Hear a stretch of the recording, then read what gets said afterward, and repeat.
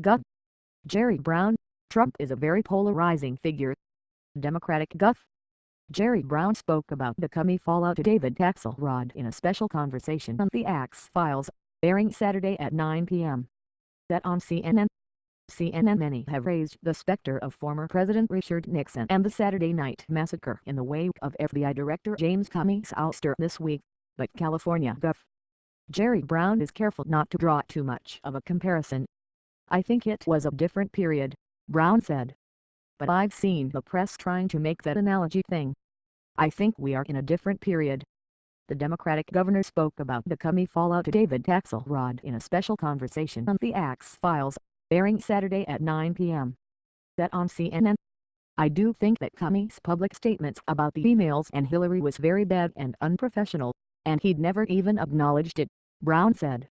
So I think Comey has real serious problems. Despite these concerns, Brown is skeptical of the timing of Comey's firing. That's the other point, that he asked for resources to investigate the Russian-Trump connection, Brown said. So yeah, that smells. No question about it. Comey was unexpectedly dismissed Tuesday night, with his ouster initially pinned on the recommendation of Deputy Attorney General Rod Rosenstein. In a memorandum, Rosenstein said Comey had mishandled his investigation into Hillary Clinton's email server, specifically noting that he attempted to usurp the Attorney General's authority by publicly announcing in July 2016 that he would not seek charges on Clinton's handling of classified information while Secretary of State. In the days following the firing, however, the White House has shifted the narrative. President Donald Trump said Wednesday that Comey wasn't doing a good job. Then, on Thursday, he claimed that he would have dismissed Comey regardless of Rosenstein's recommendation and said he considered the FBI investigation into allegations of collusion between Trump campaign aides and Russian operatives in an effort to influence the U.S. election when he made the decision to oust Comey. Brown thinks all of this tumult and uncertainty is not only hanging over Trump, but also over the nation's capital, adding that he would like to see both sides of the aisle come together to get some definitive answers and that's where he would like to see echoes of Watergate.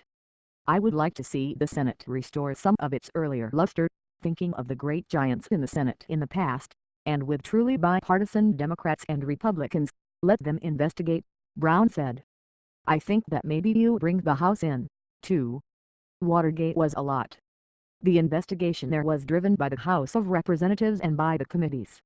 So I think they're capable, if they can get off this circus of partisanship and polarization.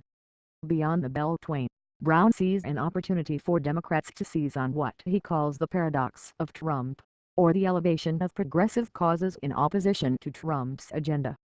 Trump is a very polarizing figure, Brown said. Obamacare was less popular when Obama was president. It is more popular with President Trump. Climate change is a far more significant and favorable issue under Trump than it was under Obama. Trump, by becoming the face of anti-Obamacare and the face of climate denial, gives both of those causes, those anti-causes, a very bad name and thereby boosts the more progressive alternative. If the world doesn't blow up, the Democrats are going to consolidate in a very powerful way if they use a little bit of judgment, Brown said. Brown suggested that some of this strategy means reconnecting with voters in industrial swing states who he believes might grow disappointed with the president. All the strange and bad things people said about him, it reinforced the idea that he's different, he's not one of the old boys. Maybe he'll get me a job, maybe he'll help me. That was the hope, Brown said of the 2016 election. Now, the reality is, he's disappointing that. And if he doesn't change, the people in all those swing states are going to be very open to a very different kind of candidacy.